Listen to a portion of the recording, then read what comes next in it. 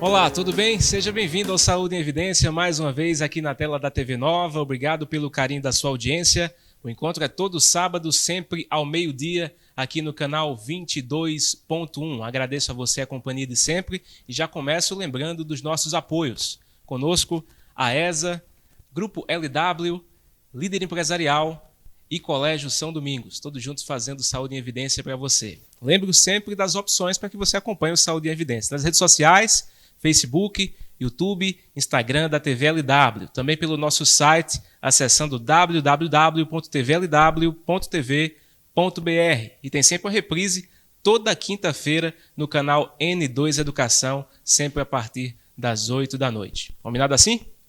Conosco, hoje, o Dr. Breno Siqueira. Ele é cardiologista e também é diretor médico do Hospital de Campanha aqui de Arco Verde. É o nosso convidado para conversar no Saúde e Evidência. Seja bem-vindo, doutor. Obrigado, viu? Eu que agradeço, Tiago, a oportunidade, sempre que possível, estar aqui para contribuir, para informar a população. Coisa boa. A gente já vai acompanhar o VT, que traz o tema do programa de hoje. Vamos lá. As doenças do coração têm atingido muitos brasileiros, principalmente após a pandemia da Covid-19. Mas o infarto agudo do miocárdio está entre as patologias do coração que tem chamado a atenção de muitos especialistas por ser uma emergência médica que leva muitas pessoas a óbito. O infarto, também conhecido como ataque do coração, é uma das principais causas de morte no mundo ocidental. E mesmo com o avanço da medicina atualmente, a taxa de mortalidade apresenta em torno de 8 a 10%. E quanto mais cedo identificado, mais chances de cura. De acordo com dados do Departamento de Informática do SUS, o infarto é a primeira causa de morte no Brasil, registrando cerca de 100 mil óbitos anuais devido à doença. E a cada 2 minutos, uma pessoa sofre um acidente vascular cerebral ou um infarto agudo do miocárdio. Por isso, manter uma vida saudável, que inclui a alimentação balanceada e prática de exercícios, faz toda a diferença para se evitar o problema. Acrescentando-se a isso, consultas com um cardiologista que devem ser feitas periodicamente. Infarto, o que é, causas, sintomas e tratamento é o tema do Saúde em Evidência de hoje. Bem, doutor, mais uma vez, obrigado pela sua presença aqui conosco. A gente viu aí esse VT que traz um pouco da introdução do programa com relação a esse tema. Importante demais falar a respeito de infarto e eu queria que o senhor comentasse a respeito do que se consiste o infarto, como é que ele surge. Tiago, o infarto ele é uma doença cardiovascular, né, na qual a principal causa do infarto agudo do miocárdio é o entupimento, falando de uma maneira que a população entenda, é o entupimento arterial, ou seja, placas de aterosclerose fazem com que o sangue não consiga passar pelo vaso sanguíneo e o nome da artéria da doença do coração são coronárias. Então, o entupimento da coronária, ela pode causar um infarto agudo do miocárdio. Com relação a esses dados que a gente viu no VT, doutor, de fato são muitos casos e são muitos óbitos anualmente no país, né? Exatamente, Tiago. A principal causa de morte no Brasil e no mundo são as doenças cardiovasculares. Ficando em primeiro lugar, em segundo vem as doenças oncológicas, né, os cânceres. Então, é de extrema importância a população ter consciência disso, né, e se cuidar para que os hábitos que influenciam demais na doença, eles sejam hábitos saudáveis para que a pessoa não chegue a adoecer do coração.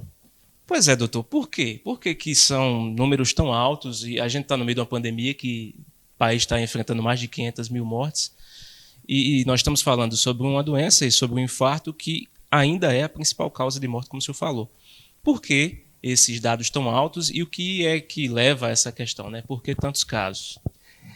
O que mais influencia na doença cardiovascular é a genética, né? Então, se eu tenho um pai ou uma mãe que teve infarto agudo do miocárdio, ela vai influenciar na avaliação cardiológica do paciente. E o outro fator importante, e diria não menos importante, são os hábitos, né?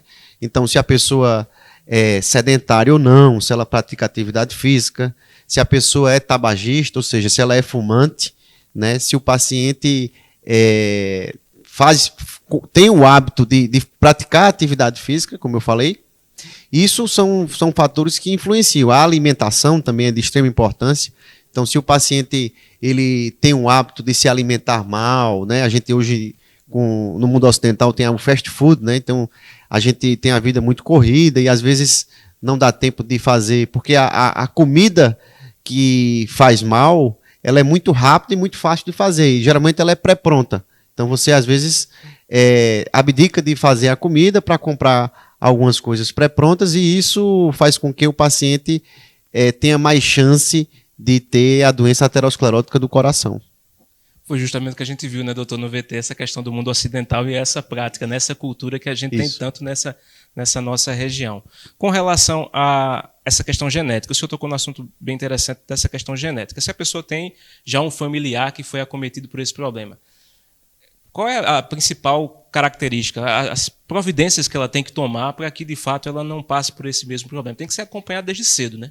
Isso, diferentemente dos hábitos que dependem exclusivamente do paciente, né? Então, o médico ele tem a obrigação de orientar o paciente para que ele tenha bons hábitos, porque quem tem bons hábitos vai ter boa saúde. Quem tem maus hábitos tem maior chance de não ter saúde. O pai ou a mãe que teve doença do coração faz com que eleve o risco cardíaco da pessoa.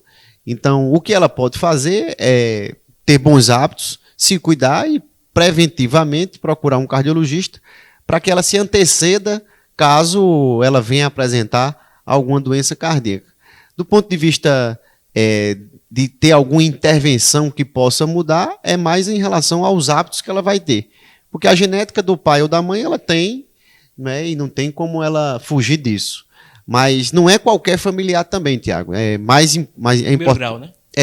De primeiro grau. O que influencia na doença cardíaca é o paciente de primeiro grau. Com relação ainda a esses casos genéticos, mais incidência em homens e mulheres, como são esses dados, esses números? A incidência é maior em homens, no caso da genética. Teve agora há pouco, no jogo de futebol, que um dinamarquês teve aquele ataque súbito cardíaco, né? E que foi preventivamente abortado, né, com o DEA, que é um aparelho que você aplica no coração do paciente. Existe algumas doenças genéticas do coração que mesmo se você não faz no caso desse jogador de futebol, o cardiologista dele tinha afirmado que desde 2019 que vinha fazendo exames dele e não detectava nada. Então, e não foi divulgado qual foi a causa, mas ele teve que colocar um aparelho, que é o CDI, que é um cardiodesfibrilador, que mostra que ele teve provavelmente uma arritmia maligna. E ele não foi divulgado se tinha história familiar, se o pai ou a mãe tinha isso. Mas é mais comum a parte genética em homens.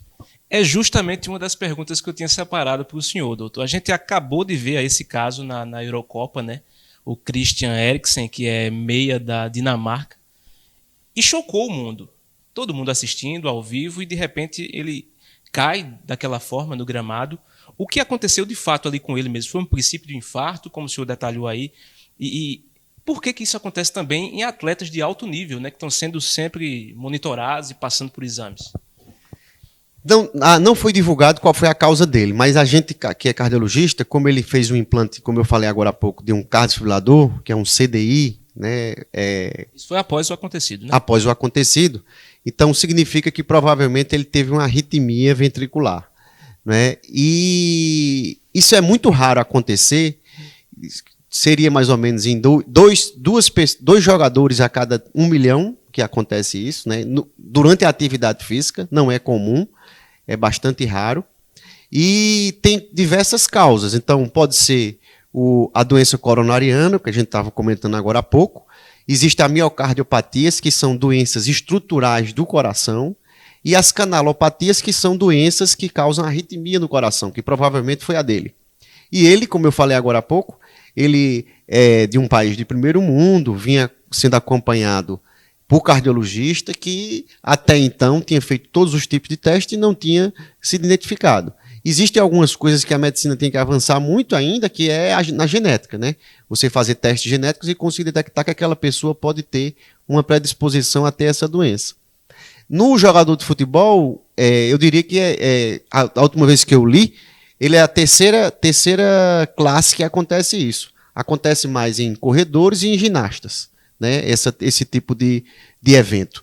Mas o que é importante falar para você, Tiago, é que apesar de o mundo e as pessoas se ficarem mais assustadas quando acontece isso, é porque aconteceu com um jogador de futebol que tem um nível de aparecer na televisão muito maior, mas isso não é uma coisa tão rara de acontecer no nosso dia a dia de médico. Até porque esses números que a gente viu, né, indicam isso, né, doutor? Indicam isso, exatamente. Casos, né? Analisando esse caso, doutor, abrindo parênteses aqui para a gente retome as outras perguntas. Analisando esse caso, há possibilidade desse atleta voltar a praticar o esporte regularmente ou não? Acho muito difícil porque, como ele teve que fazer o implante, existem algumas doenças que os médicos contraindicam a prática de atividade física de alta performance. Jogar futebol ele vai poder jogar, mas fazer a prática de atividade física de alta performance, acho difícil ele ser liberado. Aquele rendimento... Fica difícil eu dizer se ele vai voltar ou não, porque aí teria que ter, são vários exames que são feitos para saber primeiro qual foi a causa, se foi só a causa de arritmia ou se teve causas estruturais envolvidas. Existem vários tipos diferentes, doutor, de infarto? Infarto existe alguns tipos, né? Existe o infarto com supra e o infarto sem supra. Esse infarto com supra que a gente fala é o entupimento total da artéria. Então a artéria ela fica completamente ocluída.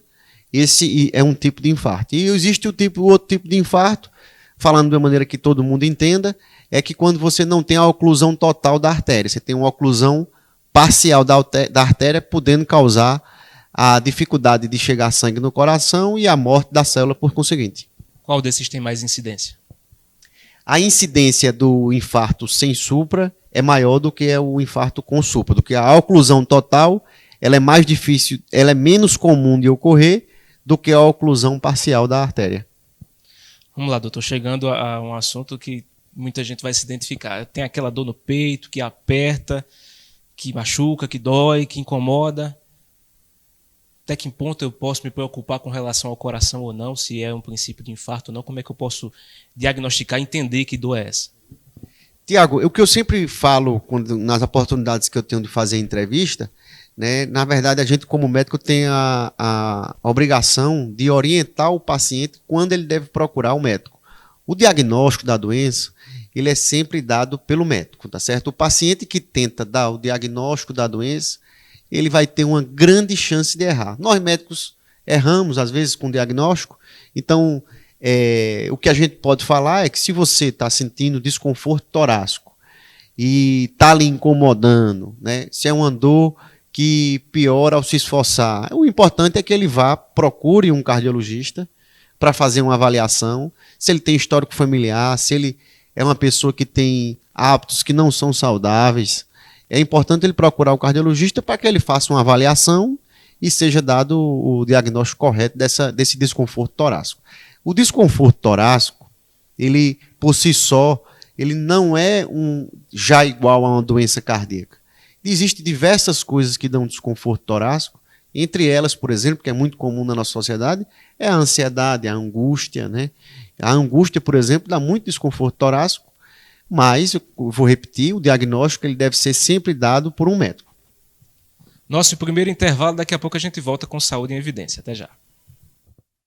Está na Líder PE a solução em assessoria e consultoria contábil, nos ramos público e privado. Também temos estrutura para o melhor suporte, focado principalmente nas eleições municipais de 2020. Líder PE, soluções para a sua empresa.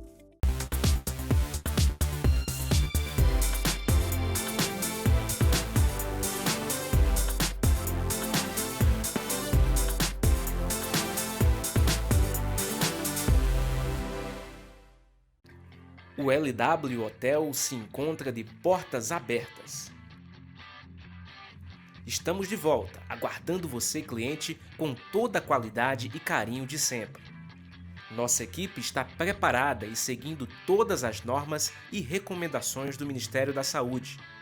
Entrada, recepção, quartos, todos devidamente higienizados com os procedimentos adequados para garantir a você uma estadia tranquila.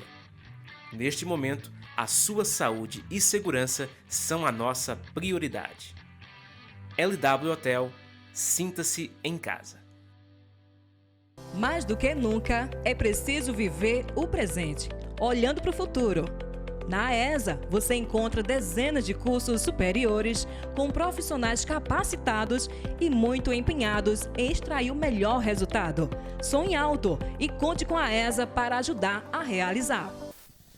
Voltamos com Saúde em Evidência para você na tela da TV Nova. Agradeço sempre o carinho da sua audiência e lembro que nosso encontro é todo sábado, sempre ao meio-dia aqui no canal 22.1. E você tem outras opções para acompanhar também. Tem pelo Facebook, YouTube e Instagram da TV LW e através do nosso site acessando www.tvlw.tv.br. Conosco a AESA, Grupo LW, Líder Empresarial e Colégio São Domingos, todos juntos fazendo Saúde em Evidência para você. Nossa primeira participação no Saúde em Evidência de hoje é do Geneildo Henrique, ele é coordenador do GSVA, o Grupo de Socorristas Voluntários daqui de Arco Verde, vai falar um pouco a respeito dos primeiros socorros, do atendimento quando acontecem casos de infarto. Geneildo, seja bem-vindo ao Saúde em Evidência. Olá, boa noite você que está acompanhando aí o Saúde em Evidências. Boa noite, Tiago. Boa noite, doutor Breno. Forte abraço aí para vocês. Meu nome é Geneildo, sou técnico de enfermagem, fundador e coordenador do GSVA, o Grupo de Socorristas Voluntários de Arco Verde. Estou passando hoje para falar um pouco aí quais os procedimentos realizados aí em paciente que tem uma parada cardiorrespiratória, tá certo? É importante que, se você, leigo, se depara com uma situação, uma perca de consciência, acionar a equipe de resgate, aqui em Arco Verde, o GSVA, ou os bombeiros. Em cidades que tem também o SAMU, o Serviço de Atendimento Móvel de Urgência. Ok? Chegou para ver se o paciente tem pulso e se está respirando. Certo? A questão da respiração em mulheres, vocês vão observar o tórax, no homem vai observar o abdômen, se está se mexendo. Checa para ver se tem pulso, ok? Se não tem, inicia-se aí a massagem cardiorrespiratória. É importante dizer também que para pessoas leigas não se faz mais respiração boca a boca, é apenas a massagem, faz apenas a massagem enquanto chega a equipe de resgate. Você vai ter que massagear de 100 a 120 vezes por minuto, ok? Até a chegada da equipe de profissionais. Quando chega a equipe de profissionais, no caso aqui do GSVA, certo? Nós temos aqui alguns equipamentos que utilizamos na tentativa de ressuscitar o paciente. Então, nós temos aqui o desfibrilador externo automático, tá certo? Que é um equipamento muito conhecido que se dá o choque. O GSVA tem esse equipamento. Então, vou ligar aqui só para vocês observarem. Paciente adulto. Chamar o atendimento médico. Retire as roupas do paciente, expondo o tórax. Puxe a aba verde e retire as pás.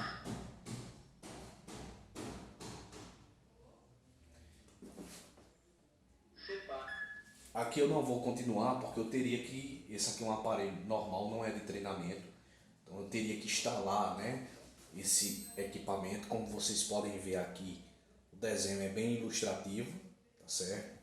E aí ele iria fazer a leitura e indicar se tem indicação de choque ou não, tá certo?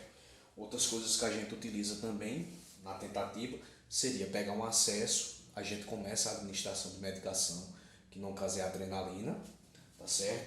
E também a utilização do equipamento para fazer a respiração artificial, que é mais conhecido esse aqui como AMBU, tá certo? Bom, esses é um pouco dos equipamentos que a gente utiliza ou os procedimentos que você pode fazer caso se depara com uma situação dessa em casa. Espero poder ter ajudado, estou à disposição para qualquer dúvida, mas com certeza o Dr. Breno aí está explicando e vai tirar mais dúvidas de vocês. Tá bom? Tiago, forte abraço. Tchau. Bem, doutor, queria que o senhor comentasse a respeito dessa participação do Geneildo, foi bem ilustrativa, né? É importante, né? A população tem que, pelo menos, ter uma ideia do que fazer quando encontra um paciente inconsciente. Bastante educativa, de extrema importância. Esse aparelho que ele mostrou na Dinamarca, por exemplo, a cada 200 metros tem um desse, um DEA. né? Então, o jogador... Cada 200 metros. no país. Nossa. Mas é um país pequeno, né? A gente tem que levar isso em consideração também.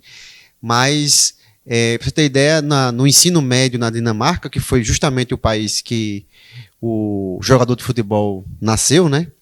No ensino médio, eles ensinam como fazer uma reanimação num caso de uma parada. Então, você vê a importância disso, né? A vida dele foi salva por esse aparelho que o Geneildo acabou de mostrar. Então, é de extrema importância e é um tema de saúde pública, né? Porque você, com esse aparelho, você pode salvar vidas. E conhecendo alguma dessas técnicas, já ajudar quando o caso acontece em casa, né, doutor? Nessas primeiras... Exato. Decisões. Ter uma noção da técnica é bastante importante, ter uma noção do que fazer, de quem chamar, né? Mais importante do que querer fazer, se não tiver um treinamento adequado, é chamar as pessoas que estão treinadas para isso, né, Tiago? Com relação a esse atendimento que é feito, doutor, o caso surge e a pessoa é socorrida. Quando chega no hospital, qual é o procedimento que é feito? O procedimento que é feito, eu trabalho em emergência, né, e já tenho um bom tempo trabalhando em emergência, a gente faz mais ou menos o que Geneildo falou, só que no ambiente hospitalar. Então a gente pega o acesso do paciente, o acesso venoso, monitoriza o paciente, vê se o paciente tem indicação de fazer intubação ou não, né? Vê se o paciente, como o Geneildo acabou de falar aí agora no vídeo, se o paciente tem pulso ou não, qual é a pressão do paciente. A gente primeiro vê os sinais vitais do paciente para depois tomar uma decisão do que fazer. Eu queria que o senhor pontuasse mais essa questão dos sintomas e também da questão de como a pessoa identifica isso. Muita gente fica concentrada apenas na dor, né, doutor? Mas tem outras coisas que podem indicar isso, né? Podem indicar o infarto. De maneira geral, Tiago, o infarto do coração, né, o infarto agudo do miocárdio, ele acontece com um desconforto súbito torácico na grande maioria das pessoas. Logicamente, toda regra ela tem suas exceções. Então, por exemplo, um paciente, se ele for diabético, ele pode infartar de outra maneira, sem sentir muita dor, pode ter um desmaio, pode ter uma alteração da consciência. Diabético, idosos também, ele vai ter quadros que não são quadros tão fáceis de diagnosticar, já que é um infarto. O paciente pode ter também... ficar falando coisa que não bate com a realidade, como eu falei agora há pouco, uma alteração do nível de consciência. E isso, sempre que o paciente tiver uma mudança do seu normal, ele deve ser levado para uma emergência, porque, como eu falei agora há pouco, é importante a população entender que o diagnóstico é dado por um médico, né? Então, assim, querer diagnosticar é um ato médico e que deve ser feito por um médico. Como eu falei agora há pouco para você, nós médicos erramos, imagine uma pessoa que não foi treinada a querer diagnosticar. O importante é ter os sinais de alerta. Então, desconforto torácico, sudorese profunda, elevação súbita da pressão, junto com esse desconforto torácico, leva a suspeita de um infarto. Sobre essas suspeitas, o paciente procurando o cardiologista na sua situação, quais são os exames que são pedidos, doutor, para que essa avaliação seja feita, e queria que o senhor explicasse cada um deles. Após ter esse quadro que eu falei agora há pouco, o paciente deve primeiro procurar uma emergência, né? Lá é feito um eletrocardiograma e alguns exames de sangue, as enzimas cardíacas, como são conhecidas, e aí, naquele momento ali, o médico vai, através do eletro e através dessas enzimas, dar o diagnóstico de infarto agudo do miocárdio. Após ser dado o diagnóstico de infarto, esse paciente vai ser submetido, se tiver a menos de 2 horas de um hospital que tenha cateterismo cardíaco, ele é transferido. Caso contrário, é feita uma medicação que a gente chama de trombolítico para fazer a desobstrução da artéria e posteriormente ser transferido para um hospital que tenha esse suporte de realizar um cateterismo cardíaco. Eu, particularmente, passei um tempo com uma dor muito forte no peito, doutor, e passei por esse procedimento. Fiz o eletrocardiograma, fiz o eco, fiz a esteira, fiz todo esse check-up. É recomendável isso mesmo? Sim, é recomendável e de preferência que seja solicitado por um cardiologista, né? O paciente, o que eu sempre falo é que se o paciente não estiver se sentindo bem, vá a um cardiologista, ele vai fazer a avaliação e ver se há necessidade de realizar alguns exames. Cada exame desse mostra o que especificamente? Qual a diferença? Muita gente confunde, né, doutor? O eletro, o eco, a esteira, a finalidade de cada um deles. O eletrocardiograma ele vê a atividade elétrica do coração em repouso, certo? Então, se o paciente tiver doença isquêmica do coração, podendo chegar até o infarto, esse eletro vai estar alterado. O teste ergométrico é um eletro no esforço físico, porque as doenças que entopem o coração, no esforço, elas são mais fáceis de diagnosticar, por isso que é colocado um paciente na esteira. E o ecocardiograma, ele vê as doenças estruturais, e as doenças estruturais do coração, miocardiopatia dilatada, entre outras, amiloidose, e as doenças valvulares, que são conhecidas popularmente como o sopro cardíaco, por exemplo. Queria que você explicasse cada um desses nomes aí para o nosso telespectador. Qual? Cada termo desse que o senhor falou agora há pouco, dessas doenças. Vamos lá. A amiloidose eu citei como exemplo de uma doença cardíaca da estrutura do coração. Né? Todas elas são envoltas ao infarto? Não. As são doenças. Você perguntou quais são a função de cada exame. Isso. Aí eu falei para você que o eletrocardiograma ele pode dar diagnóstico de arritmias e a gente pode suspeitar de doenças de entupimento do coração através do eletro em repouso. Da mesma forma, o eletrocardiograma no esforço, que é o teste ergométrico, e o ecocardiograma você vai ver a estrutura do coração, se ele está aumentado, se ele não está, se tem alguma doença nas válvulas, que no nosso coração a gente possui 4 válvulas. E essas válvulas elas podem estar acometidas por alguma doença, como por exemplo, bastante comum na nossa região, é a doença reumática, que acomete uma das válvulas do coração. Válvula mitral. Veja como a gente confunde, né? Até agora eu confundi com o senhor falando aqui. Com Exatamente. relação a isso ainda, doutor, quando o paciente passa por esses exames e é diagnosticado o problema, qual o tratamento específico para cada um deles? Vamos lá, então se o paciente vai fazer um teste ergométrico, como você foi submetido, e esse teste ergométrico positiva no sentido de doença isquêmica do coração, o próximo passo pode ser ou uma cintilografia miocárdica ou um cateterismo. Se o paciente tem um diagnóstico de entupimento arterial, por exemplo, antecipadamente ao infarto, aí não há uma definição básica do que vai ser feito. Depende da quantidade de artérias que são acometidas, né? Se é uma, se são várias, se é mais de 50%. E aí os tratamentos são ou a colocação de um stent, ou o tratamento conservador com medicação, ou a cirurgia de revascularização miocárdica, que é aqui a cirurgia mais antiga que você abre para fazer ponte safena e mamária. Por que cada vez mais pessoas jovens, doutor, tendo infarto? Semana passada eu perdi 2 pessoas conhecidas, jovens, que infartaram. Essa semana aqui em Arco Verde também teve uma pessoa bastante conhecida que foi vítima do infarto. É devido mesmo às práticas, a métodos de alimentação e a vida? Existe alguma, eu não sei especificamente dos casos que você está me falando, Tiago, mas o que eu posso lhe dizer é que, além dos hábitos que não são saudáveis, como fumar, por exemplo, o sedentarismo e a grande utilização de drogas ilícitas que tem ocorrido na população mais jovem, tem aumentado o risco cardiovascular das mesmas. Por exemplo, a cocaína é uma droga que antigamente era difícil a gente enxergar no meio dos jovens, hoje em dia é bastante comum e é uma das causas mais prevalentes de infarto agudo do miocárdio. O infarto em jovem, como a gente falou no início da entrevista, ele também tem uma característica genética, né? E também o diagnóstico tem que ver se foi realmente infarto, se foi alguma arritmia maligna, porque não é porque a pessoa teve uma morte súbita que foi especificamente um infarto agudo do miocárdio.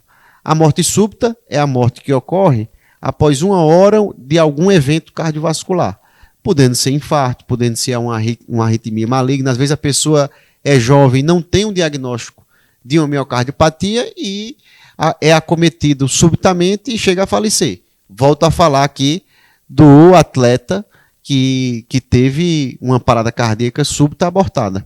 Ele não tinha nenhum diagnóstico antecipadamente e chegou a ter a parada cardíaca, que se ele tivesse num país que não tivesse o atendimento adequado, ele teria morrido e poderia até ser dito que ele tinha tido um infarto, e não foi infarto. Mais um intervalo, daqui a pouco a gente volta com Saúde em Evidência. Até já. Está na Líder PE a solução em assessoria e consultoria contábil, nos ramos público e privado. Também temos estrutura para o melhor suporte, focado principalmente nas eleições municipais de 2020. Líder PE, soluções para a sua empresa.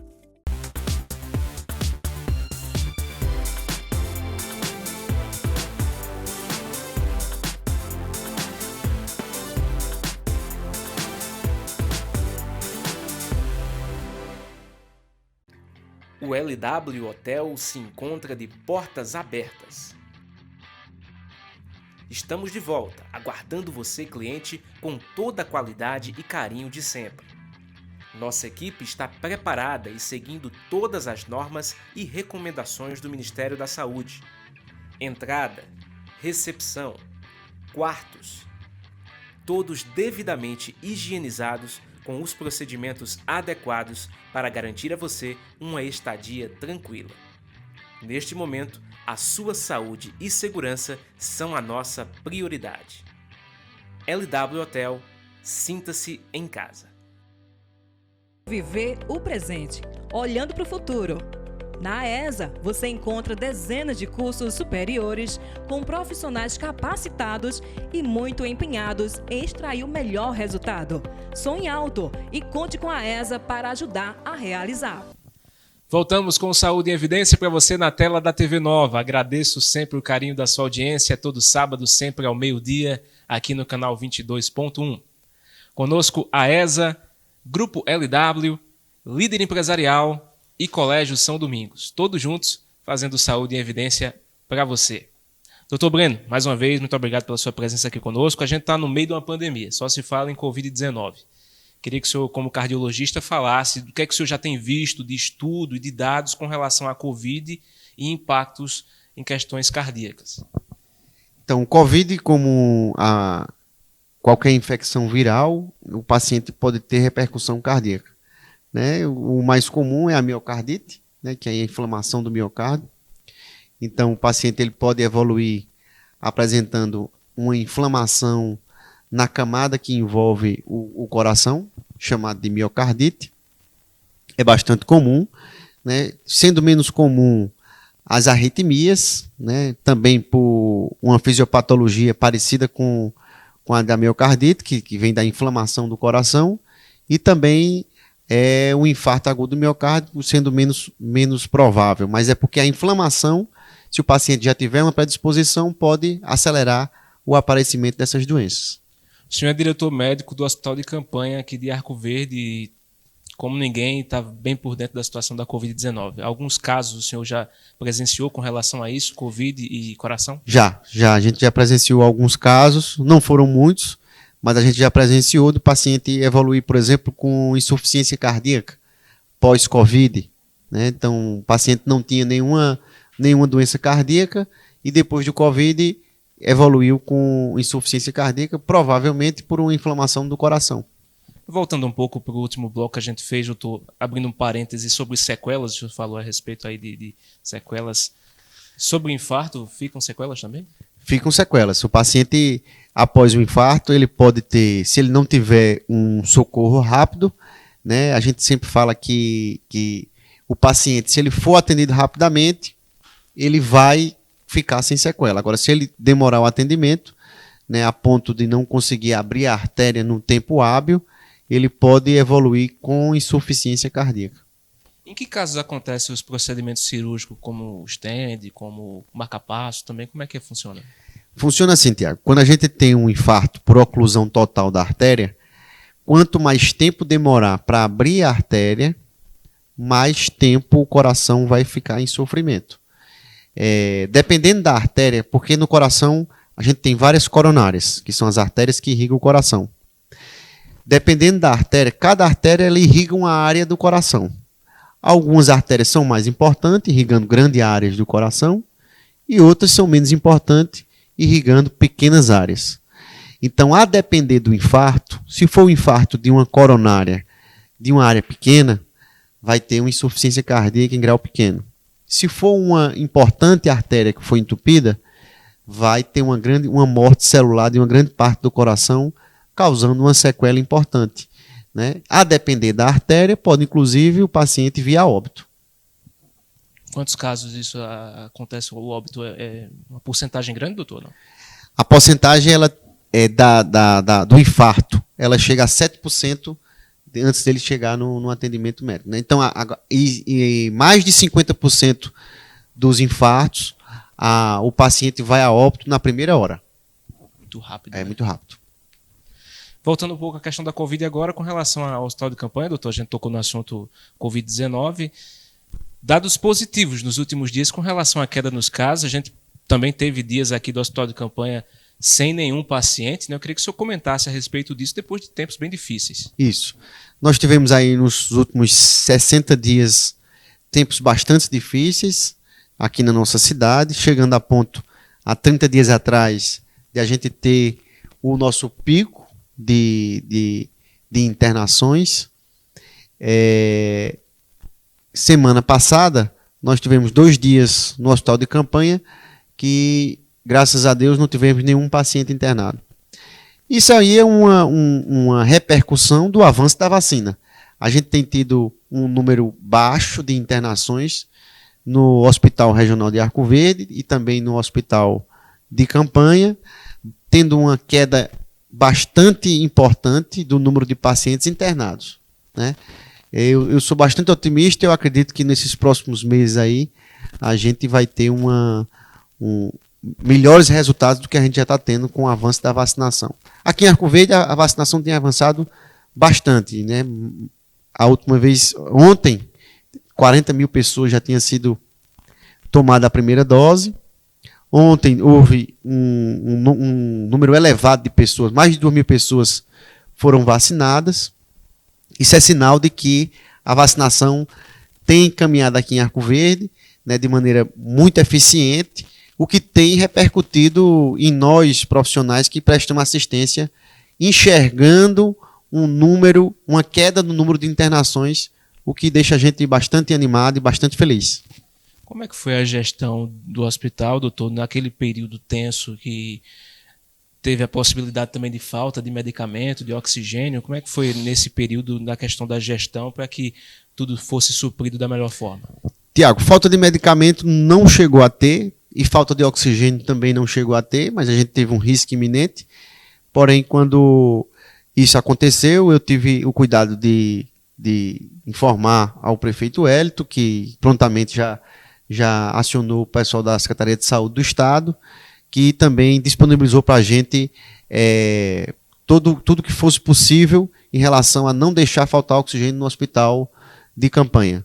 E graças a Deus isso não aconteceu, a gente passou essa tempestade e agora a gente está num período de calmaria e espero eu que isso continue e a gente pule essa etapa do Covid.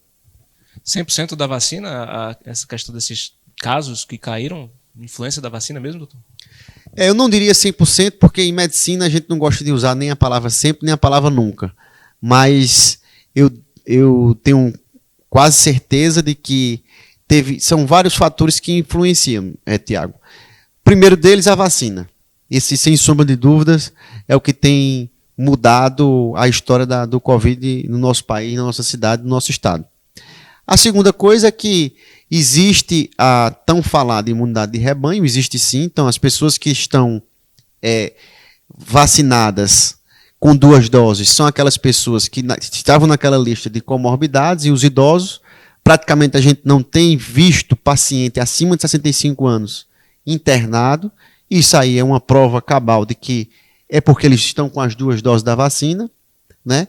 A gente tem visto mais os pacientes mais jovens no internamento, é outra prova de que é a vacina, essas pessoas ainda não estão vacinadas com as 2 doses, e existem as pessoas que já tiveram Covid, existem as pessoas que já tomaram as 2 doses, existem as pessoas que já teve contato com o vírus, tendo uma imunidade ativada, e, como eu falei para você, aqui em Arco Verde a gente já tem 40 mil pessoas com a primeira dose, e isso repercute na assistência a esses pacientes. O número está bastante baixo, mas isso não dá o direito de qualquer cidadão e não continuar se cuidando. Deve continuar se cuidando e deve esperar os gestores avisarem de quando a gente deve baixar a guarda. Como é que o senhor avalia a importância dessa vacinação logo no início para pessoas com comorbidades, principalmente também pessoas com problemas cardíacos que foram atendidas a priori? Bastante importante e de extrema importância. Por quê? Porque as pessoas que têm comorbidades, como, por exemplo, pessoas que já tiveram infarto, pessoas que têm doença renal fazendo hemodiálise, pessoas que possuem doenças pulmonares, essas pessoas, se elas são infectadas pelo Covid, o risco delas chegarem a óbito é muito maior do que, por exemplo, eu ou você, que somos jovens e não temos nenhuma comorbidade, de ter a doença e adoecer. Então, assim, e chegar a óbito. Então, foi de extrema importância, está sendo de extrema importância o avanço da vacina, e a vacina é o caminho para com que a gente ultrapasse essa tempestade do Covid.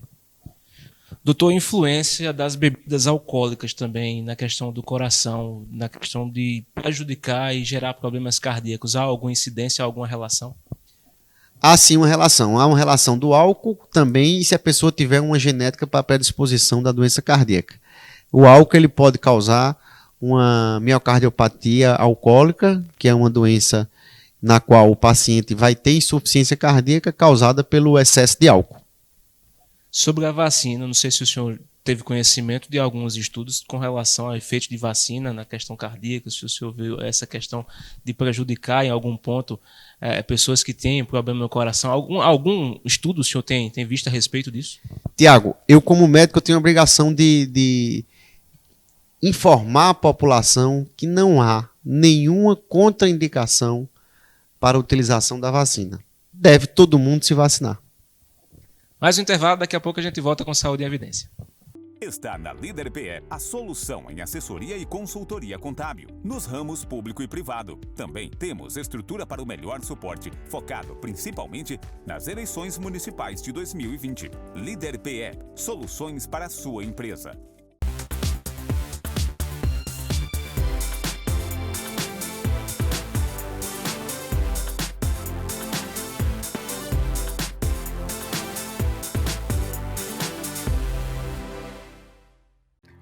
O LW Hotel se encontra de portas abertas. Estamos de volta, aguardando você, cliente, com toda a qualidade e carinho de sempre. Nossa equipe está preparada e seguindo todas as normas e recomendações do Ministério da Saúde. Entrada, recepção, quartos, todos devidamente higienizados com os procedimentos adequados para garantir a você uma estadia tranquila. Neste momento, a sua saúde e segurança são a nossa prioridade. LW Hotel, sinta-se em casa. Mais do que nunca, é preciso viver o presente, olhando para o futuro. Na ESA, você encontra dezenas de cursos superiores com profissionais capacitados e muito empenhados em extrair o melhor resultado. Sonhe alto e conte com a ESA para ajudar a realizar. Voltamos com Saúde em Evidência para você na tela da TV Nova. Obrigado pelo carinho de sempre. Lembro que todo sábado, sempre ao meio-dia, você tem esse encontro marcado aqui conosco no canal 22.1. Fica disponível também nas nossas redes sociais. Você acessa Facebook, YouTube e Instagram da TV LW e tem a reprise toda quinta no canal N2 Educação a partir das 8 da noite. Além do nosso site, que tem vários Saúde em Evidência para você acompanhar. www.tvlw.tv.br. Conosco a ESA, Grupo LW, Líder Empresarial e Colégio São Domingos, todos juntos fazendo Saúde em Evidência para você. Nós temos mais uma participação do Saúde em Evidência de hoje. Como sempre, Dr. Pedro Gabriel traz a sua porção de sabedoria para o nosso programa. Dr. Pedro, seja bem-vindo ao nosso programa. Olá, Tiago. Olá, Dr. Breno. Olá, amigos da TV LW, da TV Nova Nordeste, afiliada da TV Cultura. Relógio, máquina do peito, pulsar do tempo, cadência da vida. São muitos os nomes possíveis, as metáforas possíveis para dar nome ao nosso músculo cardíaco, ao nosso coração. A poesia conseguiu encontrar ainda outros quando o Carlos Drummond de Andrade chama o coração de cofre de fantasmas e quando Fernando Pessoa, poeta português, chama o coração de pedaço de vidro pintado que estrala. Todos esses nomes dão conta de uma máquina que no seu pulsar embala a própria vida. Eis o ritmo, eis a cadência, eis a dança do mundo, aquele ditado pelo nosso coração. As pessoas costumam dizer que o dinheiro move o mundo, no certo sentido isso está correto, mas assim como o desejo é quem balança a mão e não a mão é quem balança o berço, ou seja, o amor é quem indiretamente balança o berço, é o nosso coração, é a síntese dos projetos individuais, dos desejos, dos anseios, dos projetos de vida, inclusive os que agora se desenham cada vez mais nitidamente com o arrefecimento do coronavírus, quem move, quem desenha, quem faz o mundo girar. O coração, Tiago, move o mundo. O coração, metáfora tão rica, é para a gente hoje a sede dos nossos afetos. Todos nós dizemos que estamos com um coração triste, um coração pesado, um coração reluzente, um coração enamorado, para dar nome às nossas emoções. Porém, nem sempre foi assim. Em outros períodos da história, outros órgãos foram considerados a sede desses afetos, dessas emoções. Os rins, por exemplo. Nos textos semíticos, como a Bíblia, por exemplo, em vários trechos do Antigo Testamento e até do próprio Evangelho, está lá escrito, né, cingir os vossos rins e acender as vossas lâmpadas, no sentido de cuidar das suas emoções. Cingir os rins, preparar os rins, significa selecionar os seus afetos, porque se pensavam, antigamente, que o coração ela era a sede do pensamento e o cérebro era somente uma espécie de radiador do corpo para esfriar o sangue. Eram as teorias científicas primordiais, né? Hoje sabemos, né, que as nossas emoções elas têm sede no sistema límbico ou, como diz o poeta Ferreira Goulart, em todo o corpo. Até a ponta dos seus cabelos, diz o poeta maranhense, é sede de suas memórias e das suas emoções. Mas a gente sabe hoje que as emoções elas residem no sistema límbico e compete ao coração dar ritmo, dar dança, dar força para essa grande máquina funcionar e encadear passo após passo e fazer a vida acontecer e fazer a vida transcorrer. No entanto, permanece a metáfora, e se o Dr. Breno tem dicas preciosíssimas para que essa máquina relógio, essa máquina bomba funcione muito bem, certamente aí com as dicas sobre alimentação, exercícios físicos, né, para que o coração deixe de ser o órgão que mais mata, eu, de minha parte, tenho dicas para o outro coração, o coração metafórico, para que esse mesmo coração seja o órgão que mais dê vida. Se o coração não é aquele que mais mata, ele é também aquele que mais nos faz sonhar. De modo que você que nos escuta, siga o Dr. Breno, médico experiente, ele haverá de trazer para vocês dicas valiosas, preciosas, mas siga também o caminho da poesia. Insira na sua vida o abraço, a pausa, o afeto, o poema. Faça com que a sua vida comporte que nela caibam as coisas do coração. O antigo provérbio chinês, Tiago, diz o seguinte: se nós arrumamos todos os dias os nossos cabelos, por que não haveríamos de fazer o mesmo com o nosso coração? Evidentemente, coração, metáfora, coração, afetos. Por que não haveríamos de cuidar dessa grande máquina, desse grande doador de vida e de alegria? Finalizo então, Tiago, esse comentário com o verso do Rui Guerra, que diz o seguinte: meu coração tem um sereno jeito e as minhas mãos um golpe duro e presto, de tal maneira que depois de feito, desencontrado, eu mesmo me contesto. Se trago as mãos distantes do meu peito, é que há distância entre intenção e gesto. E se a sentença se anuncia bruta, mais que depressa a mão cega a executa, porque senão o coração perdoa. Que as pessoas que nos ouvem, Tiago, possam ter um coração firme, forte, que bombeie coração, mas que também exploda em alegria, em poesia e em perdão. Isso faz bem para a saúde, amigo. Te passo a palavra, Tiago, com o meu abraço de sempre. Bem, doutor Breno, eu queria que o senhor comentasse um pouco a respeito disso, dessa ligação que o doutor Pedro também destacou com relação a emoções e coração. A gente fala sempre da questão emocional, do coração remeter a isso. Qual a ligação dessa questão emocional também com problemas ao coração e problemas cardíacos? Tiago, a questão emocional ela envolve não só o coração, mas qualquer problema que o ser humano tenha, né? Ele pode repercutir no corpo da gente. É o que a gente chama na medicina de somatização. Somatizar é o corpo demonstrar algum problema quando a nossa mente não está bem ajustada. Então, qualquer pessoa pode ter problema psicossomático, né? E no coração não é diferente. A gente tem, inclusive, relatado cientificamente a síndrome do coração partido, por exemplo, que é o paciente que tem uma dor muito forte, né?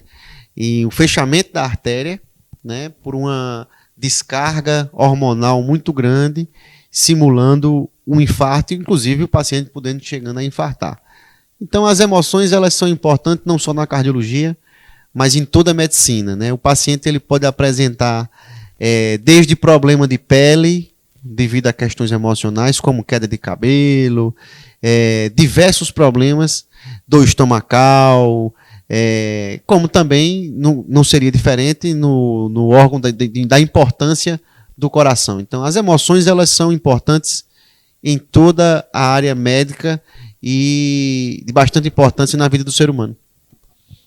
Até que ponto esse momento está influenciando, doutor? Porque falando de emoção e tocando no assunto, claro, a gente está vivendo um momento de luto, de muita dor, muitas pessoas perderam entes queridos e estão vivendo ainda essa questão da perda.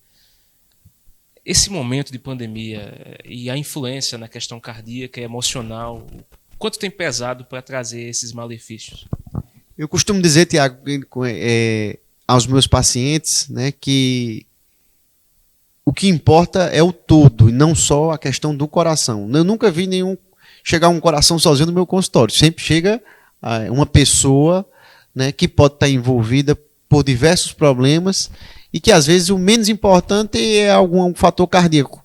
Na verdade, foi bem colocado o que você falou aí, a gente está vivendo um momento no qual a gente tem um afastamento das pessoas que a gente ama, então já atendo lá idosos, que às vezes a senilidade, ou seja, o paciente que está chegando à fase de idoso, já é um momento envolvido por muitas emoções negativas, inclusive. O paciente tem vários sentimentos envolvidos ali, né? O sentimento de inutilidade, o paciente tem um sentimento de proximidade, da finitude, e isso são exacerbados quando você começa a ficar mais distante daquelas pessoas que você ama. Então, por exemplo, o almoço do domingo na casa do avô, né, as visitas dos familiares em abraçar, em beijar, isso aí ficou um pouco afastado no meio da pandemia e isso envolve as pessoas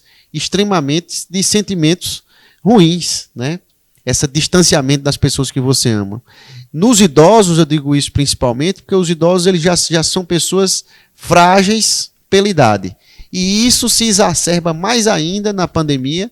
Eu diria que grande parte das consultas nos consultórios e nos ambulatórios tem essas emoções envolvidas, né? O sentimento de solidão, o sentimento de finitude se aproximando, o medo, né, porque a gente tem medo daquele que a gente não conhece. O medo, a falta de afeto envolvida, e tudo isso pode culminar com doenças psicossomáticas. Enquanto faixa etária, doutor, o que é que o senhor tem visto de casos de doenças cardíacas? Continuam sendo as pessoas mais velhas, o maior número de pessoas acometidas pelo problema? Continua sendo as pessoas de mais idade, acima de 45 anos, mas como eu falei no bloco anterior, as doenças cardíacas nos jovens têm aumentado devido ao aumento do uso de drogas. E crianças, doutor? Com relação a crianças, o que é que o senhor tem visto também com relação a esses casos? Criança é bastante raro, né? Eu não diria raro, mas é bastante incomum a doença cardíaca. Geralmente, quando ele é acometido por doença cardíaca, são por malformações genéticas. Então, não é rotineiro a gente ver criança com doença cardíaca. Destacando mais uma vez prevenção, doutor, eu queria que o senhor falasse a respeito de alimentação e hábitos saudáveis. O que é que pode ajudar nessa questão da alimentação e nas práticas de esportes, enfim, nas práticas físicas que pode ajudar nessa prevenção? Atividade física é de extrema importância. O paciente deve fazer atividade física no mínimo 4 vezes por semana, né? É importante eu frisar aqui que o atleta de final de semana deve ter muito cuidado, porque isso ele tem um aumento de risco cardiovascular. A atividade física deve ser feita regularmente e não esporadicamente. O paciente deve fazer uso de comidas na qual não sejam industrializadas, porque isso aumenta a chance dele ter colesterol elevado e é um dos fatores de risco para a doença cardíaca. O paciente não deve fumar, né? O fumo é um malefício importante para o coração e deve ser também cuidar, como a gente estava falando aqui, da saúde mental. A saúde mental ela é de extrema importância porque ela repercute em todo o nosso corpo. Então, sempre que possível, tentar diminuir o estresse, né? Então, como é que você diminui o estresse? Fazendo atividade física e evitando situações que aumentem aquele seu estresse. Embora a gente viva num mundo no qual a gente tenha o estresse diário devido ao nosso trabalho, mas há situações que são evitáveis. E o paciente deve ter isso em mente para que ele não chegue a adoecer do coração. O senhor é especialista da área cardiológica. Na sua opinião, o que pode ser feito para que a gente melhore a questão do atendimento cardiológico no país, para que isso seja possível já na atenção básica, para que esteja uma resposta mais rápida com relação a esses casos e as emergências sejam atendidas com mais prontidão? Primeiro, eu acho que a gente, antes de pensar na melhora do atendimento cardiológico, deve sempre pensar na melhora do atendimento inicial. Melhorando o atendimento inicial, ou seja, no posto de saúde, aí o próximo passo seria ampliar a rede de cardiologia pública. Fator importante, então, né? Muito importante. O que a boca fala, o coração sente, doutor? O que a boca não fala, o coração sente. É o contrário. É o contrário, né? Eu queria que o senhor destacasse também, para a gente finalizar, a questão da Covid mais uma vez e o hospital de campanha. O senhor, como diretor médico do hospital de campanha, e falando um pouco a respeito dessa queda nos casos, a importância de continuar com essas unidades, mesmo com essa queda de casos no momento. O hospital de campanha ele é de extrema importância para que ele continue, porque a gente não sabe se pode vir uma nova onda, eu espero que não, né? Vai ficar aí a cargo do prefeito, junto com o Isaac, secretário de Saúde, observar, junto comigo também, que estou contribuindo, qual vai ser o melhor momento de a gente voltar, que a UPA-Dia retorne a ser uma emergência normal 24 horas. Doutor Breno, eu quero agradecer a presença do senhor aqui conosco, foi muito esclarecedor para mim, principalmente, também para o nosso telespectador, claro. Eu quero deixar o espaço aqui para o senhor fazer as suas considerações finais, fique à vontade. Fico muito grato pelo convite, né? Sempre que for convidado, estarei à disposição para vir aqui e poder elucidar e orientar e dar minha contribuição para a população. Quero parabenizá-lo também, porque o senhor, afinal, também é uma das pessoas na linha de frente desde o início dessa pandemia. Agradeço, Tiago. Muito obrigado. Agradeço a você também o carinho da sua audiência. Lembro sempre da reprise toda quinta, a partir das 8 da noite, que fica disponível o Saúde em Evidência nas nossas redes sociais para você assistir na hora e quando e onde também, onde quiser. Agradecer a nossa equipe, o Arney Silva nas câmeras, na técnica Zilma Leite e na direção geral Lídio Maciel. Para você um excelente restante de semana, até a próxima, se Deus assim nos permitir. Tchau, tchau.